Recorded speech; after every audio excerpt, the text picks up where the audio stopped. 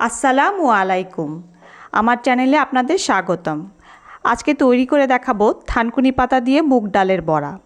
তার আগে বলে নেই, আপনারা যদি আমার চ্যানেলে নতুন হয়ে থাকেন আমার চ্যানেলটি অবশ্যই সাবস্ক্রাইব করবেন এবং পাশে থাকা বেল আইকনটি অন করে দিবেন নতুন নতুন সকল ভিডিও নোটিফিকেশন পেতে।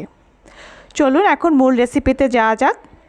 থানকুনি পাতা বড়া করার জন্য আমি এরকম আস্ত 1 মুঠ পরিমাণ থানকুনি পাতা নিয়ে নিয়েছি। আমি এখানে 1 কাপ মুগ ডাল নিয়েছি, কারণ আমি আসলে 2 রকমের বড়া করব। আর আমার লাগবে হাফ কাপ পরিমাণ।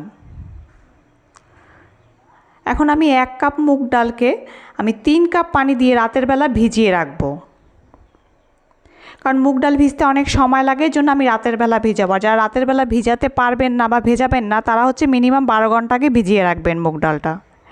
আমার ঠিক সকালবেলা ভিজে ঠিক এরকম হয়েছে ডালটা। এখন আমি এই ডালটাকে ভালো করে ধুয়ে পরিষ্কার করে নিব। এখন আমি এটাকে শিলপাটায় বেটে নিয়েছি।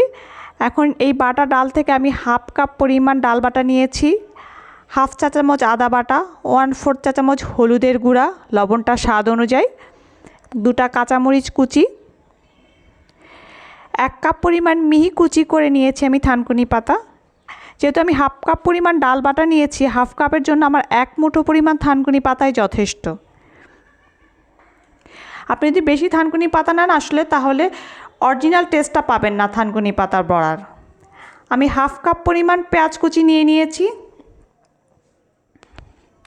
আমি এখন সবগুলো উপকরণকে ভালোভাবে মিশিয়ে নিব, একদম হাতের সাহায্যে ভালোভাবে চেপে চেপে মিশিয়ে নেবেন। আমার সবগুলো উপকরণ মেশানো হয়ে গেছে। আমি এখন বড়ার শেপ তৈরি করে নিব।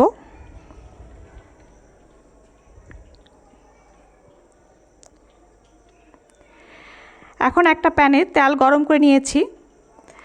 এখন এই গরম তেলে সবগুলো বড়া দিয়ে দিব।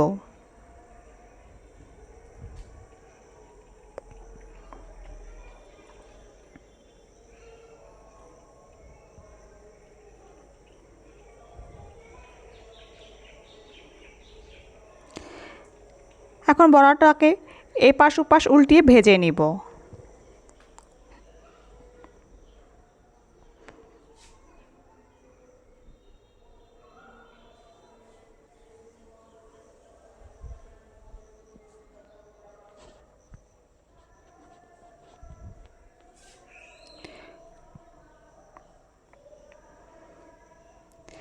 দেখেন আমার কিন্তু এক পাশ প্রায় হয়ে গেছে। এখন বড়াটাকে আবার উল্টিয়ে দিব। দুপাশ ঠিক লাল করে ভেজে নিতে হবে বড়াটা। এখন আমার দুপাশই প্রায় লাল হয়ে আসছে।